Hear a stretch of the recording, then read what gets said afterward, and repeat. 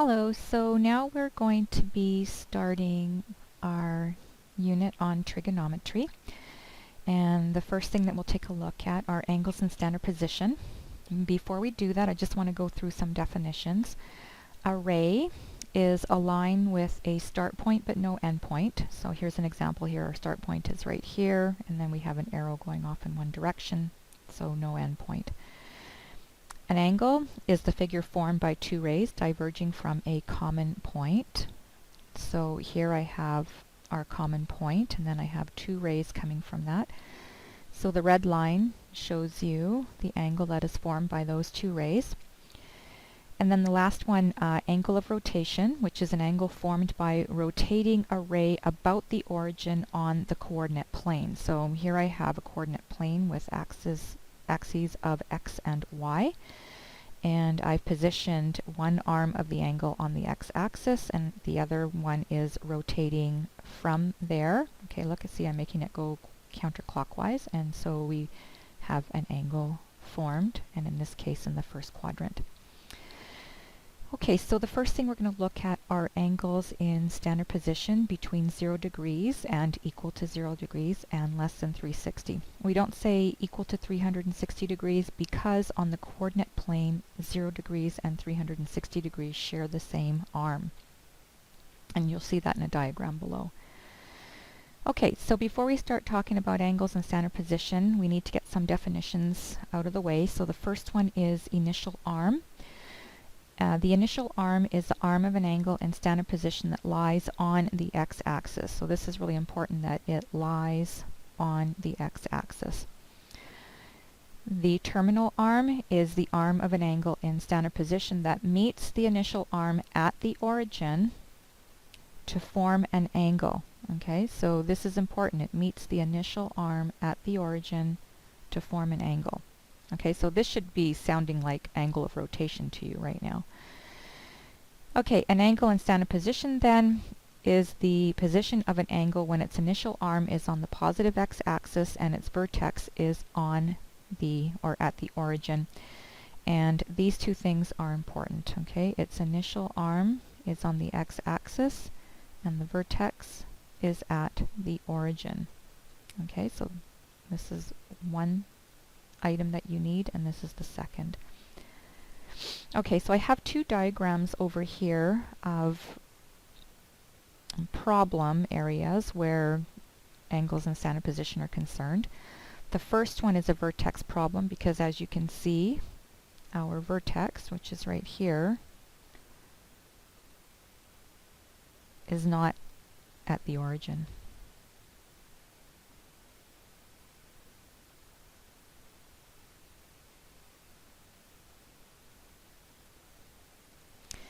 Okay, and our second diagram here, we have a problem because our initial arm, which is this,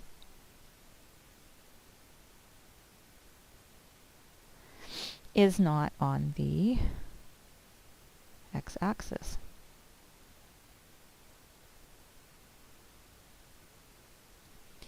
Okay, so what does an angle in standard position look like? Well, over here.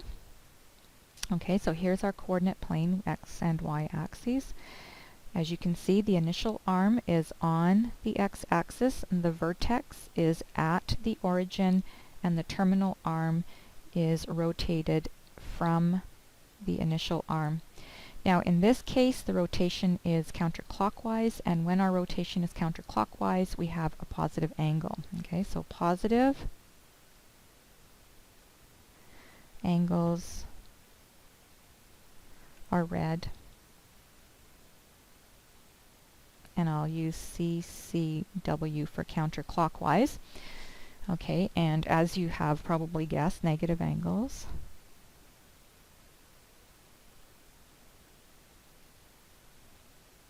are red clockwise.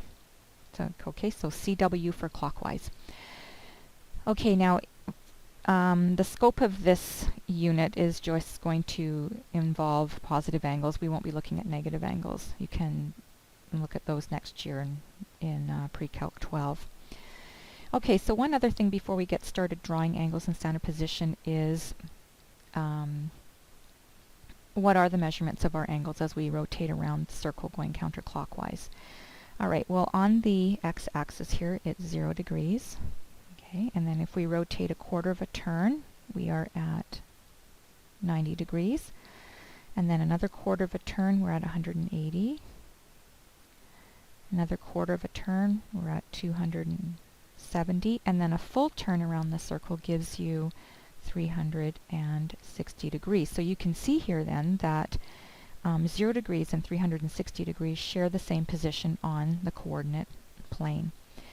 Okay, all angles in the first quadrant are between 0 and 90 degrees. Notice not equal to 0 and not equal to 90 between them. Okay. Angle measurements in the second quadrant go from 90 to 180, but not equal to 90 and not equal to 180. Third quadrant angles go from 180 to 270, but once again not equal to 180 and not equal to 270. And those angles in the fourth quadrant then are between 270 degrees and 360 degrees, and once again not equal to 270 and not equal to 360. Okay, we give the angles 0, 90, 180, and 270 and 360 degrees a special name. They're called quadrantals, and we'll take a look at those later. Okay, so let's sketch some angles in standard position. Okay, our first example is 36 degrees. What you first want to do is to identify which quadrant it's in. And in this case, because it's between 0 and 90 degrees, we're in the first quadrant.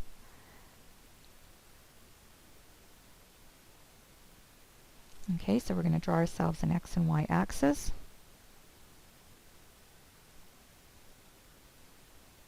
Oops.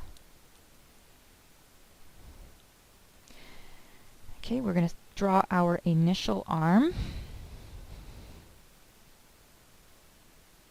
Okay, this is our initial arm. And we will draw our terminal arm in the first quadrant. Remember, our vertex to our angle should be at the origin, so we're going to draw something that looks like it could be close to 36 degrees. Okay. And so we show the direction by drawing an arrow. And we write in our angle measurement. Okay, so here's an angle in standard position in the first quadrant. Okay, take a look at our next example, 210 degrees. That's between 180 and 270, so that puts us in the third quadrant. Okay, so draw yourself a x and y axis again.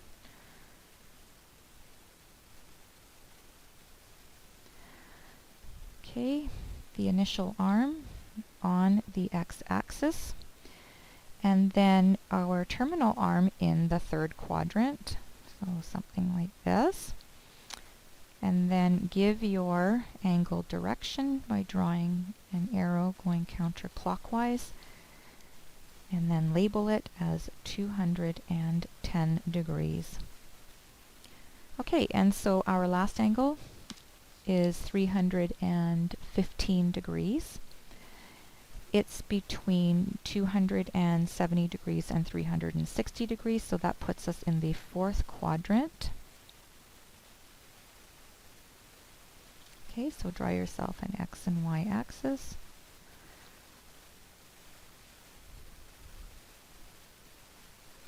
Okay, initial arm on the x-axis and terminal arm in the fourth quadrant. Give it direction and label it 315 degrees. Okay, so that will end our discussion on angles in standard position. Okay, so the next part of our lesson on angles in standard position is our reference angles. A reference angle is the acute angle whose vertex is the origin and whose arms are the terminal arm of the angle and the x-axis. So there are three things that are important here. One, that our reference angle is acute. Two, that its vertex is the origin. And three, that its arms are the terminal arm of the angle and the x-axis. Okay, so 1, 2, and 3.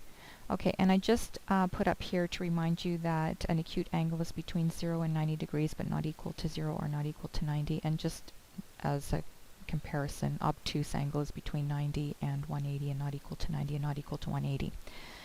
Okay, and in this lesson we will use the symbol theta. It's a Greek letter, and we will use it the same way that we would use a variable, but it'll be a variable that would indicate an unknown angle.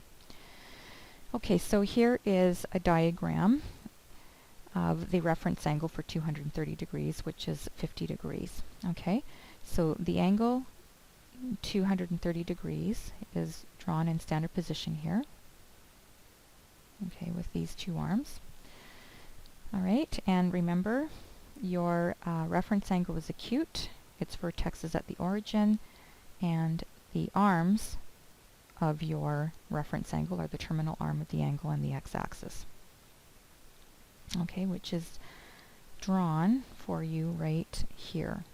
Okay, so one of its arms is the x-axis, the other one is the terminal arm of the angle that we're looking at, which is 230 degrees, and notice its vertex is at the origin. Alright, so how do we know that our reference angle is 50 degrees? Okay, well, what we want to do is calculate the difference between 180 degrees, which is right here, and 230 degrees, which is right here. Okay, so we want the difference between that. So we would go to calculate our reference angle. We would go 230 degrees minus 180 degrees, and we would get 50 degrees. Okay, now there's one other thing that's important for you to know about reference angles, and that's that they are always positive. That's the fourth thing you need to know. Okay, they're never negative. So reference angles. For each angle in standard position, there is a corresponding acute angle called the reference angle. The reference angle is the acute angle formed between the terminal arm and the x-axis. The reference angle is always positive and measures between 0 and 90 degrees, meaning of course that it's acute. The trigonometric ratios of an angle in standard position are the same as the trigonometric ratios of its reference angle, except that they may differ in a sign. The right triangle that contains the reference angle and has one leg on the x-axis is known as the reference triangle. Okay, and we'll take a look at reference triangle later, but for now, let's take a look at what we mean by the trigonometric ratios of an angle in standard position are the same as the trigonometric ratios of its reference angle, except that they may differ with a sign. So we're going to use these diagrams here to illustrate that. The reference angle, which we will call theta subscript r, is illustrated for angles theta in standard position where our angle is between 0 and 360. Okay, and it can be equal to 0 degrees. Okay, so here we have an angle in the first quadrant. Okay, notice it has the red arrow gives you a direction, it's telling you it's a positive angle. But also notice that this angle in the first quadrant is also the same as your reference angle, and that's because your first quadrant angle is between 0 and 90 degrees, and so is your reference angle between 0 and 90 degrees. Okay, so for illustrative purposes, I'm going to say that our reference angle is 30 degrees. So in this case, our angle theta is the same thing as our reference angle, which I'm going to say is 30 degrees. Okay, now we want to show that the trigonometric ratios of an angle in standard position are the same as the trigonometric ratios of its reference angle, except that the sign may differ. Now in the first quadrant, they'll have the same sign, okay, for sine anyway, and actually for cosine tan too. Now I'm going to use sine as my illustration, so I'm going to say, okay, well, I know that the sine of 30 degrees is 0.5. Okay, and you can work that out on your calculator. Just make sure that your calculator is in degree mode.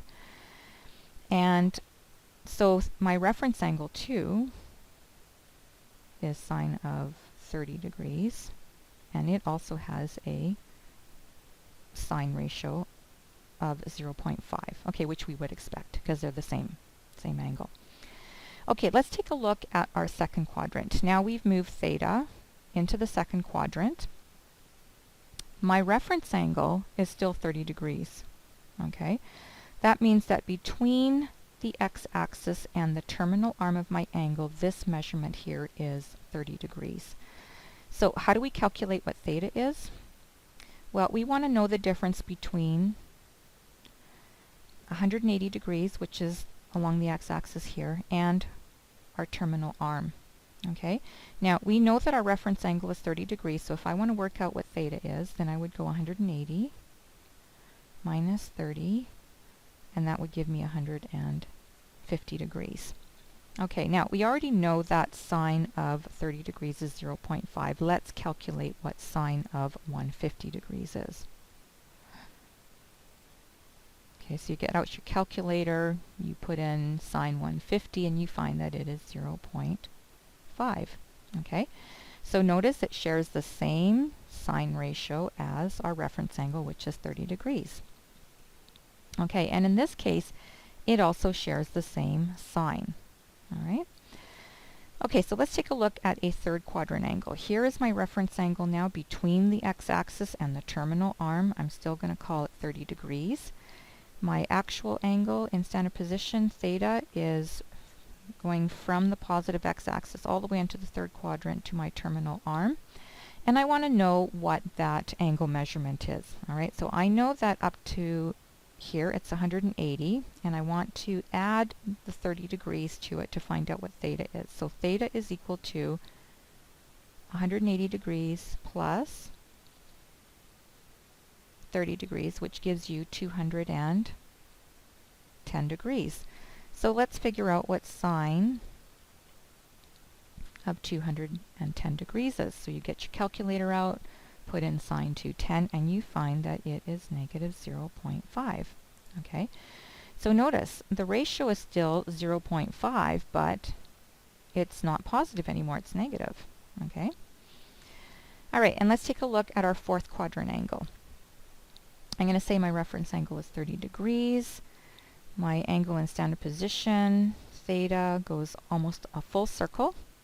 All right, and I want to calculate what this angle is. All right, and I know that up to here it's 360 degrees, right? A full circle is 360. So I want to find out what theta is. It's not quite a full circle, so I can work it out by going 360 minus 30 degrees, and I get 330 degrees. Okay, and I want to see what the sine of 330 degrees is. Okay, and so I get my calculator out and I find that it is negative 0.5. All right, so take a look. Our reference angle is 30 degrees. It has a ratio of 0.5. Our angle in the second quadrant, which has a reference angle of 30 degrees, is also 0.5. Our third quadrant angle that has a reference angle of 30 degrees is 0.5, but negative this time. And our fourth quadrant angle in standard position with a reference angle of 30 degrees has a ratio of 0.5, but it's negative. Okay, so if we go back up here, you should know what this means now. The trigonometric ratios of an angle in standard position are the same as the trigonometric ratios of its reference angle, except that they may differ in sign. Okay, all right, and in the next video we will do a couple of examples.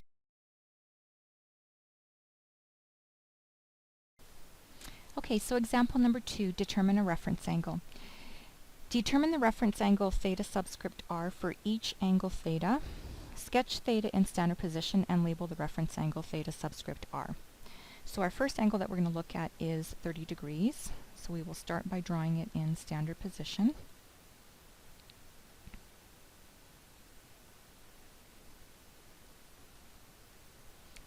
Here's the initial arm, terminal arm.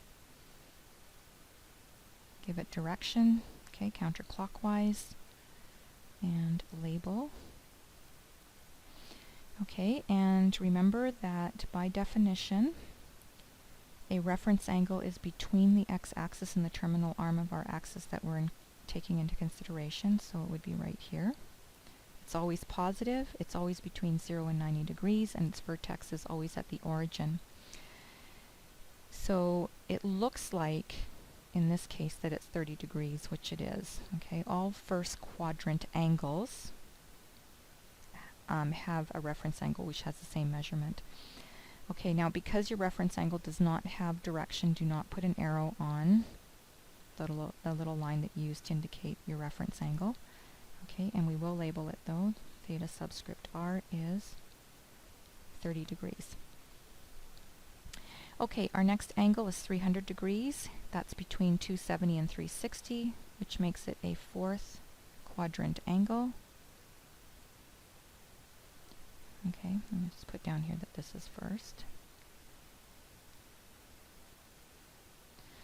Okay, so let's draw it.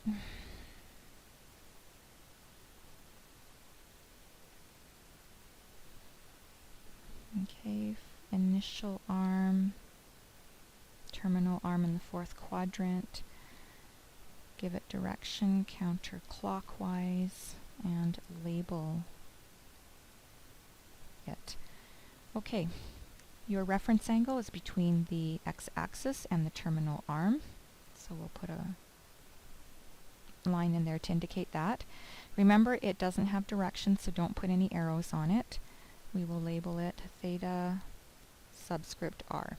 Okay, so how do we figure out what that angle measurement is?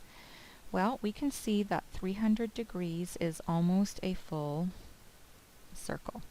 Okay, and we know that a full circle is 360 degrees. So if we want to figure out what theta subscript r is, we just need to take the difference between 360 degrees and 300 degrees, and we get our reference angle, which is 60 degrees.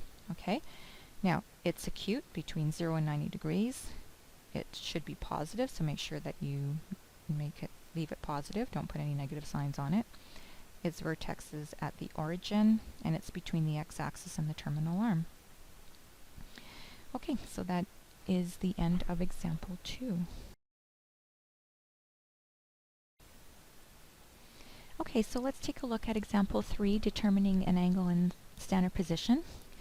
You've been asked to determine the angle in standard position when an angle of 40 degrees is reflected, first in the y-axis, then in the x-axis, then in the y-axis and the x-axis. Okay, so let's start by drawing our coordinate system.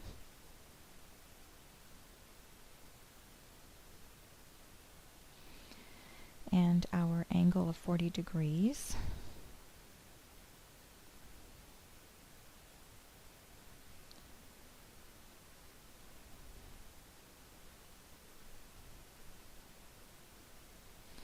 Okay, and notice that your angle of 40 degrees is also a reference angle, right? Because it's acute, it's between the x-axis and the terminal arm, and it's a positive angle. So we also have a reference angle.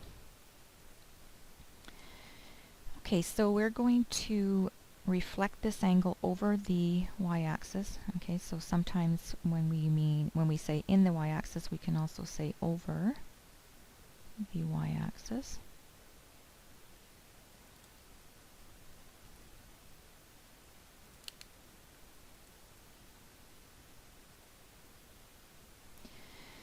Okay, and one way to do that is to, so if we reflect it over the y-axis, we'll find that it's in the second quadrant. So one way to do that is to draw a semicircle that spans the first and the second quadrants.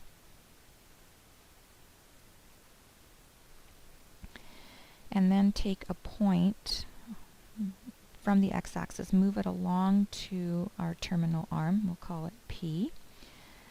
And we want to take this point and reflect it over into the second quadrant. And one way to do that is to draw a line parallel to the x-axis, and then where it intersects the semicircle will be our reflected point.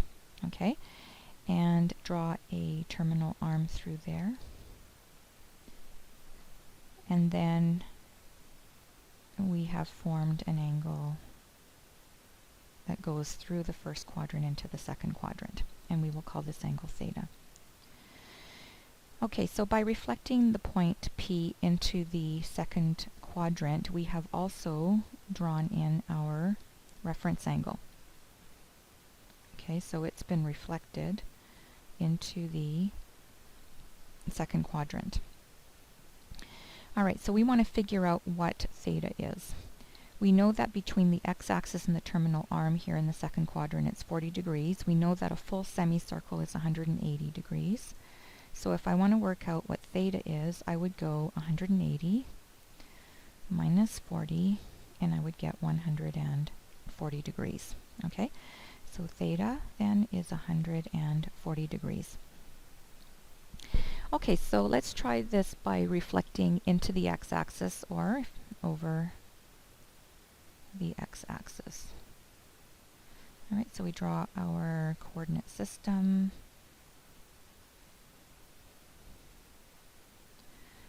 Our angle in standard position.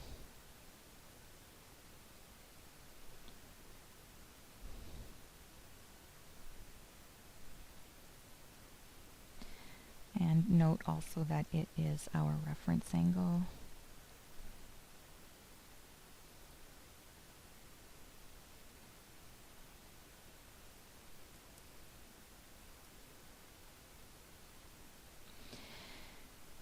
Okay, so we're going to do this, use the same method that we did on the first example where we're reflecting over the y-axis. So we're going to draw ourselves a semicircle.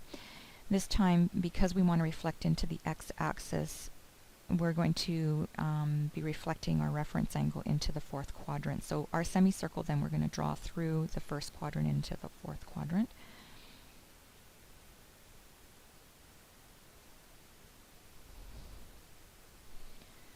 Okay, and we're going to take our point P, and this time we want to reflect it over the x-axis into the fourth quadrant. So we're going to draw a parallel line again, but this time parallel to the y-axis.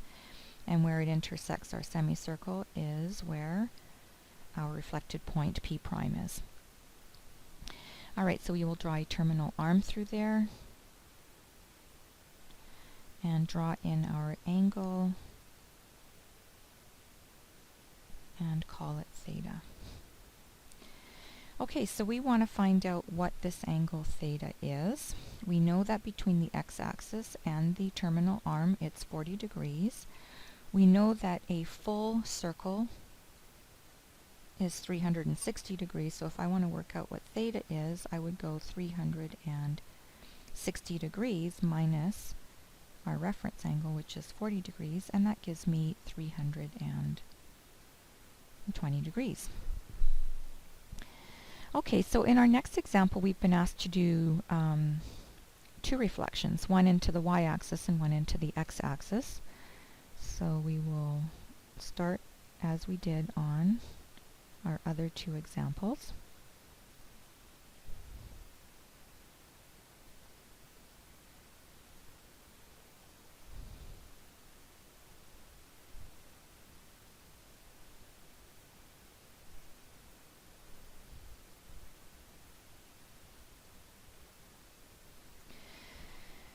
Okay, so we want to reflect that over the y-axis, so we're going to reflect it into the second quadrant, and then over the x-axis, so it will get reflected into the third quadrant.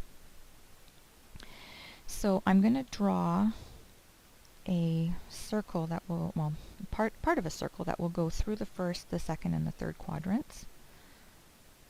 So it'll go like this. Okay, and then our point P is here. Okay, so like we did in A, we can reflect point P over into the second quadrant by drawing a line parallel to the x-axis, and then we can reflect it into the third quadrant drawing a line parallel to the y-axis, and so our point P is now in the third quadrant, and we'll call it P prime. Okay, so we will draw our terminal arm through there. And then we see that our angle is this one here. We will call it theta. Okay, so notice that you've drawn a straight line, okay, that goes from the first quadrant right into the third quadrant, okay? And so it's like a semicircle, right? So if we start at P and move along to P prime, that's a semicircle. So that's actually a motion of 100, or a rotation of 180 degrees. Alright, so we also, I forgot to draw this in, but you also have your reference angle now right here, right? And so theta subscript r is in the third quadrant here. Okay, so we want to work out what this angle theta is. We know that our semicircle is 180 degrees. So we know that up to here is 180, and we want to move it over to where our terminal arm is.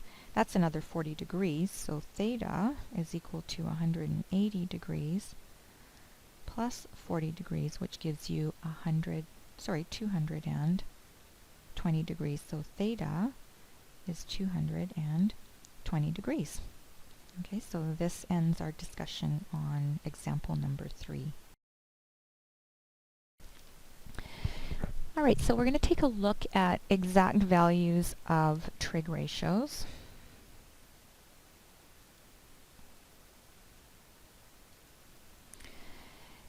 And exact answers involving radicals are exact, unlike approximate decimal values. So, for example, a fraction like 1 over 3 is exact, but the approximation of 1 over 3, which is 0.333, is not. We're going to take a look at angles of 30 degrees, 45, and 60, and we're going to take a look at how we get those exact values for those trig ratios. The first one we're going to take a look at is 45 degrees, and the way we're going to work this out is by drawing the diagonal of a square with a side length of 1 unit, because what it will do is give us a 45, 45, 90 triangle. And this is an isosceles right triangle. Okay, isosceles meaning that 2 of your sides are the same and 1 of your angles is 90 degrees for the right angle. Okay, all right, so we're going to take this isosceles right. Originally it was a square, okay, where all of your side lengths are 1 and all of your angles were 90 degrees. When you draw the diagonal through this square, you are cutting the square in half. You are bisecting both of these angles. So instead of 90 degrees, you now have a 45 degree angle here, and there's one over here also. Okay, and here. Okay, so really what you've done is you've formed 2 isosceles right triangles. Now, the side lengths we made 1, and now we have a hypotenuse, okay, and we need to figure out the value of what C is. So right triangles, we use Pythagoras' theorem to find missing sides on, and we want the hypotenuse, so we're going to take our theorem and we're going to rearrange it so that it reads c squared equals a squared plus b squared instead of a squared plus b squared equals c squared, and that's because we want to find out what C is. Okay, so A and B can be either of the 2 legs of our right triangle, and so I'm going to replace A with 1 and B with 1, so that gives us c squared equals 1 squared plus 1 squared, so c squared equals 1 plus 1, and c squared equals 2, and so we take the square root of both sides and we get that C is equal to root 2. Now, we don't want to calculate the value of that because this is an irrational number, and as soon as I get the decimal form of this, it's no longer exact. So this is an exact value. Okay, so we want to work out the trig ratios for this particular triangle. And if you recall your trigonometry from last year, you know that sine of theta is opposite over hypotenuse. cos of theta is adjacent over hypotenuse, and tan of theta is opposite over adjacent. And I think you would have learned SOHCAHTOA to help you remember those ratios. Okay, so sine opposite over hypotenuse, cosine adjacent over hypotenuse, tangent opposite over adjacent. Okay, so we're going to come up with exact values for these trig ratios. Okay, now we're looking at 45 degrees, and so we want the sine of 45 degrees. That's equal to the opposite. Well, the opposite side to 45 degrees is 1. And so we go 1, and then our hypotenuse we know is root 2, and so we say 1 over the square root of 2. Okay, our next ratio, cosine, we want the cos of 45 degrees. That's adjacent. So the side adjacent to the 45 degrees is also 1 because we have an isosceles right triangle. And so we put 1 over our hypotenuse, which is square root of 2. All right, and then the tangent of theta, and in this case the tangent of 45 degrees, is opposite over adjacent, so opposite being 1, adjacent being 1, so 1 over 1. And so the tangent of 45 degrees is equal to 1. Okay, so these are exact ratios for sine 45, cos 45, and tan 45. And notice, because we have an isosceles right triangle, our sine and cosine of 45 degrees are both 1 over root 2. Okay, you need to remember these. So probably the best way to do that is to memorize the triangle. Okay, so let's take a look at our two other angles, which are 30 degrees and 60 degrees. The way we get the trig ratios for this is by using a 30, 60, 90 triangle. And the way that we come up with our ratios for this is we start with an equilateral triangle. So I'm just going to draw this so that it's equilateral. Okay, and remember, equilateral means that all of your sides are the same. And because we have a side of 2 on here, on this triangle, we have a side of 2 here and a side of 2 here. And remember, in an equilateral triangle, all of your angles are 60 degrees. Okay, so by taking an equilateral triangle and drawing an altitude into it, okay, going from the top vertex down to the base at a 90-degree angle, we've formed the height, okay, and it also bisects the triangle, okay, it cuts it in half.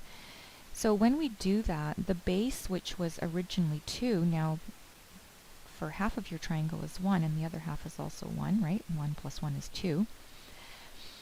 And also this top angle here gets bisected, so what is 60 degrees gets cut in half, so we have a 30-degree angle here, and we have a 30-degree angle over here. Okay, and so what you've formed now are two 30, 60, 90 triangles. Okay, so so 30, 60, 90 triangle. All right, so how do we get the height of this triangle? Well, we have a right triangle, and so we can use Pythagoras' theorem to work that out. We know what C is, okay, and I'm going to call this side A, and this is H. So we can use Pythagoras' theorem again. We know that A squared plus B squared equals C squared. I know that A is 1. B I'm going to call H, and C is 2. Okay, so we get 1 plus H squared equals 4. Solve for H squared, so bring your 1 over, it becomes negative. 4 minus 1 is 3. And so H is the square root of 3. And once again, don't work this out as a decimal. This is an exact value. And so we're going to leave it. Okay, so what we want to do with this triangle is we want to find out what our trig ratios are for 30 degrees and for 60 degrees. So let's start with 30 degrees. Okay, so sine of 30 degrees, and then we want cos of 30 degrees and tan of 30 degrees. Okay, now one way to remember which sides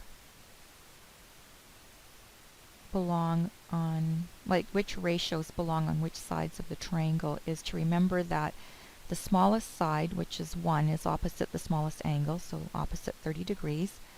The next smallest side, root 3, because that's, when you work that out as a decimal, it's 1.73, is opposite the middle angle, okay, the 60 degrees, okay. And then the largest side, which is 2, is opposite the largest angle, which is 90 degrees. Okay, so smallest side opposite smallest angle, middle side opposite middle angle, and largest side opposite the 90-degree angle. Okay, so we want the sine of 30 degrees. Okay, we know that sine is opposite over hypotenuse. And so the side opposite to the 30 degrees is the 1. And so the opposite 1 over the hypotenuse 2 gives us a sine of 30 degrees being 1 over 2. Okay, cosine is adjacent over hypotenuse. So the side adjacent to the 30 degrees is the height of our triangle, which is root 3. Okay, so this is adjacent. And so our trig ratio for 30 degrees is adjacent root 3 over the hypotenuse, which is 2, so root 3 over 2. Okay, exact ratio for tangent is opposite over adjacent, so our opposite is 1, and the adjacent is root 3, so we get 1 over root 3. Okay, so remember, don't change any of those radicals to decimals because they will no longer be exact values. Alright, so now let's take a look at our exact values for sine of 60.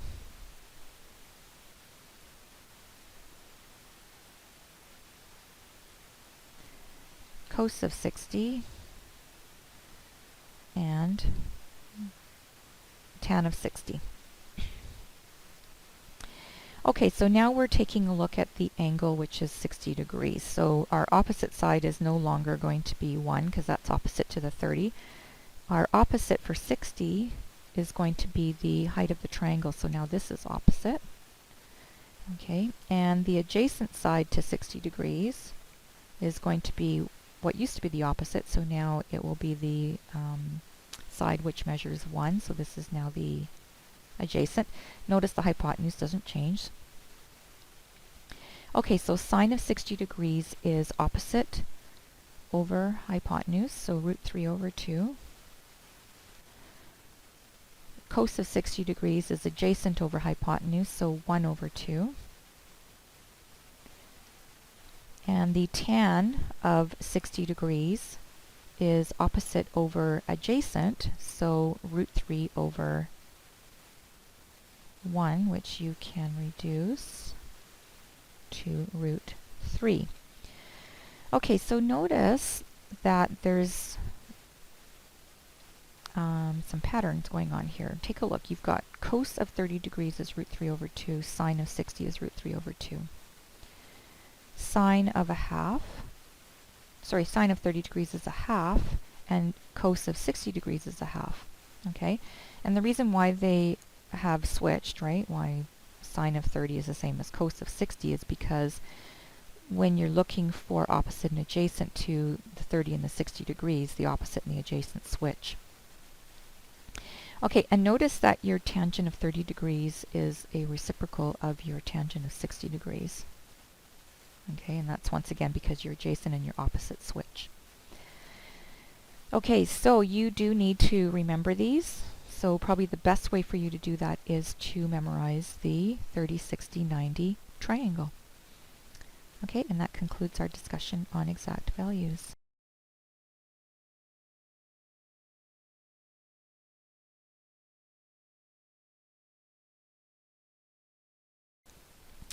Okay, so we're going to do an application problem that involves exact values. We're going to find an exact distance, Allie is learning to play the piano. Her teacher uses a metronome to help her keep time. The pendulum arm of the metronome is 10 centimeters long. For one particular tempo, the setting results in the arm moving back and forth from a starting position of 60 degrees to 120 degrees. What horizontal distance does the tip of the arm move in one beat? Give an exact answer. Okay, so here is a metronome. Here is the arm, which is 10 centimeters long. It forms a 60 degree angle with what I'm going to call the x-axis here. Okay, and it moves back and forth to form a 120 degree angle as it moves to the left. So let's draw in a y-axis, which will be around here. And the arm will move then into this quadrant and create an angle of 120 degrees here. Okay, so if you take a look below, we have a diagram of the situation. Here is the arm to your metronome, and it swings back and forth between the second and the first quadrant. Its length is 10 centimeters, and I will call this point A, and if you drop a line down to the x-axis, it forms a 90 degree angle. And so notice that you have a triangle here. This is called your reference triangle. Okay, and if this base angle is 60 degrees and this angle here is 90, then this one up here will be 30 degrees. And so you can see you have a 30, 60, 90 triangle. Okay, so we're looking for the distance across the top here that goes from point A to point B. And we will start by just determining the distance between A and the y-axis. And notice that that distance is the same as the base of your reference triangle. So if I find out what A is down here, then I will know what A is up here. Now, with respect to the 60 degree angle, you can see that A is adjacent. 10 centimeters is the hypotenuse. Okay, and so if I want to find out what A is, the trig ratio that uses adjacent and hypotenuse is the cosine. And so I'm looking for the cosine of 60 degrees, which is the opposite, the adjacent, which is A, over the hypotenuse, which is 10. Now if you go back to your exact values for the 30, 60, 90 triangle and you take a look over here, it says that cos of 60 degrees is 1 over 2. And so I will just write that over here. And so I can therefore substitute a half in for cos of 60. Okay?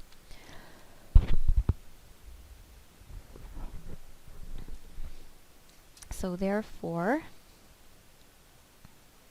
substitute 1/2 in for cos of 60 degrees because they have the same value. Okay, so in place of cos of 60, I'm going to put a half. So a half is equal to A over 10. And then I'm going to cross multiply. Okay, so I'm going to go 2 times A is 2A. And that's equal to 1 times 10, which is 10. And so A is equal to 5. Okay, but that just gives me this distance here, right? I want the whole distance from B to A. And so therefore, the horizontal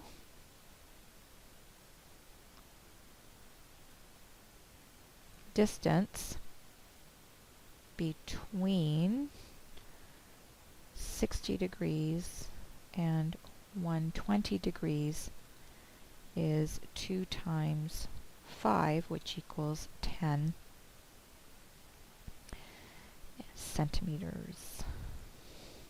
Okay, and that concludes our section 2.1 on angles in standard position.